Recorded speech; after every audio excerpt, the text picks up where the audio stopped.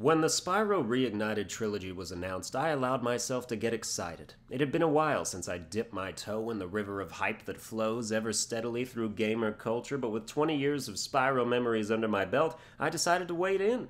My recurring thought was, there's no way they can ruin Spyro. Coming off of my positive experience with the Crash Insane trilogy, marred only by some of the goddamn terrible hitboxes, I fully believed that. I was like, Spyro is Spyro. The gameplay is solid, the mechanics are reliable, that will be the case in anyone's hands. Toys for Bob even had Spyro Experience coming off of Skylanders, even though those games are nothing like Spyro, and even though Spyro looks like a gremlin abomination in that shit, which is something I should have taken into account when judging their ability to handle a trilogy of unique and colorful characters. Thankfully, they returned Spyro to his visually acceptable roots for the Reignited Trilogy. I can only imagine the tsunami of rage that would have drowned their whole studio if they hadn't, and rightfully so. Spyro has gone through a lot of iterations, but his purest and most likable form is always been and will always be in Spyro the Dragon, Ripto's Rage, and You're the Dragon. Everything after that is a decline. Enter the Dragonfly, the Game Boy Advance games, those virtually unrecognizable reimagined Spyro Origin games, all Toys for Bob had to do was stay true to the originals to create a shining return to form and bring the 20-year-old character to a modern audience. And they did. Kind of. When you first pick up the trilogy and play it, you are struck. Spyro controls way better, on the surface. The environments are lush and gorgeous, and everything is scaled up and HD'd to look like it belongs in 2018. But as you keep playing, maybe it occurs to you what all that came at the expense of, and what I think this revamp lacks more than anything else: charm.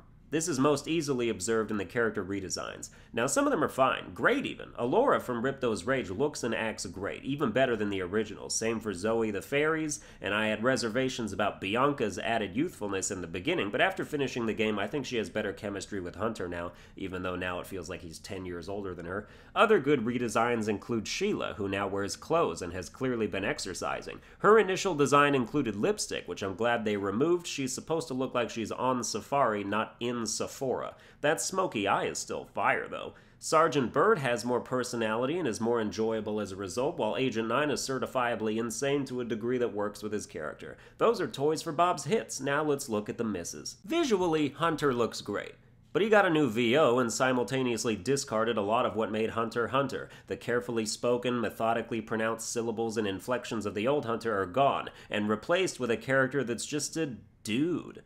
We went from, hey, Spyro, I found this egg in a lizard burrow, to, yo, Spyro, how's it hanging, my dude? Just because Hunter skateboards doesn't mean he has to sound like a skateboarder. And this is a pattern Toys for Bob employs in the direction of most of its voice actor cast. Wherever there was unique silliness, replace it with boring stereotypes. Bentley's original Aussie accent was thin enough that you could tell his gimmick was that he was super intelligent and verbose. Now he sounds like Delvin Mallory from Skyrim, and his smartness is downplayed by him just being Australian. The sorceress now speaks like an even more exaggerated version of the Queen of Hearts, which completely ruins the seriousness and the sharp darkness of her original character. In arbitrarily reworking all of the characters' voices, Toys for Bob also dismantled pretty much every iconic vocal effect the original Spyros had. The monks in the Colossus world from Ripto's Rage are no longer boisterous braggarts. Well, they still are, but now they have stereotypical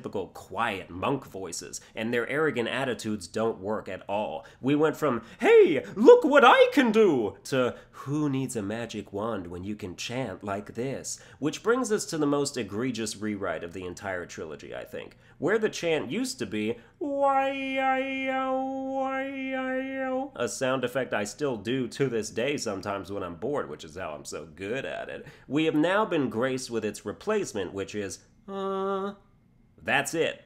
What the fuck is that shit, Toys for Bob? I have absolutely no idea how a studio that claims to be made up of so many Spyro fans could just toss aside why-yi-yo like it was a C-take warm-up by the actor. These monks are unlikable, and I hate this level now. This pattern continues, with the professor no longer giving his idle dialogue when outside conversation.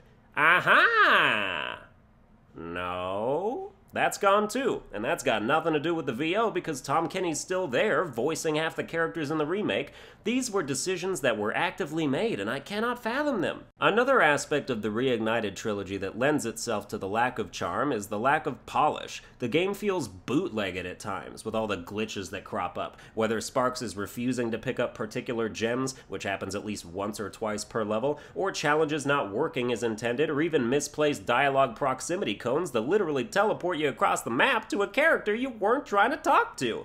In the Desert Ruins level of Spyro 3, there's a spot where you have to climb a set of 3 ladders that an enemy is igniting one at a time as you try and climb them. The camera is supposed to pan up to a vertical angle so you can actually see where the dude is to avoid him, but when I did it, I received no such help and had to blindly brute force my way up there, which killed me more than once. In the Icy Peak Supercharged section, one of the egg thieves killed himself without me having to do anything. In that Spyro 2 level with the wizards and warlocks, an orb challenge was rendered almost unfinishable because one of the trolls you're supposed to freeze was stuck out of place in the environment. It's a game that feels like an emulation of itself, and it's made worse by the fact that Toys for Bob has expressed no interest or intent to fix any of these glitches, and it's been like a month.